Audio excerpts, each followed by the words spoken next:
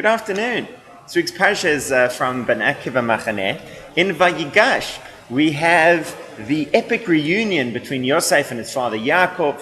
And before they actually meet up again, Yosef sends through a message and he gives the brothers instructions as to what they say. And they say all of that. Vayigash diber aleihem. They spoke all the words that Yosef had spoken.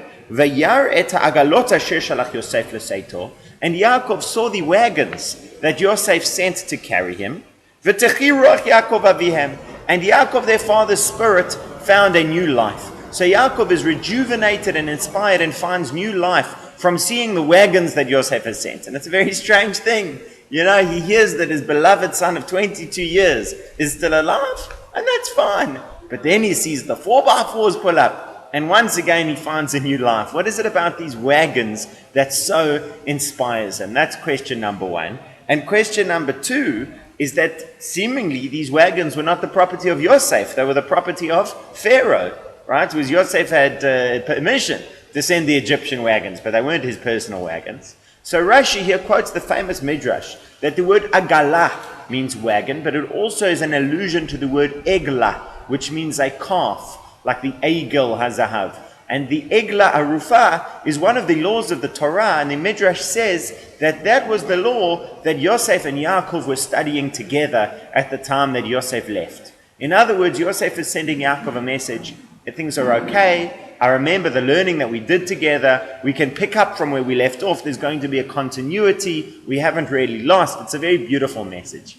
However, the Zohar has a deeper reading of this message that Yosef is sending Yaakov, and it looks not just at the fact that Eglah is a topic of the Torah, which is the conventional reading, but the Zohar wants to know what exactly is this Eglah in the Torah. And the Eglah Arufa was in fact a ceremony or procedure that was done to atone for an unidentified murder amongst the Jewish people. You know that normally when there is a murder, we will be able to take it to court. As the Torah says, Shofech dama adam ba'adam damo yishafech. One who sheds the blood of man, by man shall his blood be shed, and the murderer would be duly punished.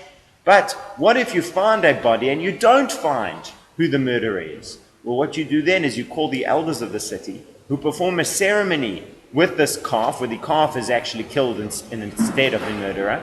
And they pronounce that they were not at fault for this murder because they did not see this victim go from them without providing him with food and with escort. So they make a statement that they are not responsible for neglecting the needs of this traveler. And what Yosef, the Zohar says, what Yosef is sending to his father Yaakov is to say, I am that murder victim. I am the one who left without proper protection. And Yaakov feels the same way. Yaakov has felt so heartbroken for the last 22 years, not just because his beloved son is gone, but because he cannot convince himself that he is not responsible in some way. That after all, he didn't send Yosef with food and with protection. And so, what Yosef is sending Yaakov is not just a nice message of the Torah that they used to study, but in fact is an anguished message of Yosef and Yaakov's own pain.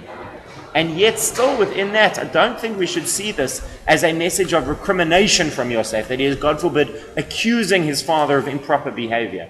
I think what it is a language of connection through their shared tragedy together. That they both experienced this terrible tragedy, and they both experienced the circumstances of it. And even though it's not just a simple case where everything's fine and we can just carry on like it never happened, but we still have this common language of pain. We have something that connects us. And we find that when Yaakov comes, they embrace, at least one of them weeps, and they are able to build this close relationship for the remainder of their lives. And so with Yosef's message to Yaakov, it wasn't just the words, it was the subtext of the message, the agalot, this reference to the eglah, which either, as the first reading says, was a message of continuity, of the fact that I have not forgotten my Torah, we can continue, or was perhaps this darker message of the Zohar, that I know the pain of being abandoned, you know the pain of having abandoned me, but we're together now, and we can continue, and we can reforge our relationship, even with this traumatic experience incorporated into it. Have a wonderful Shabbat.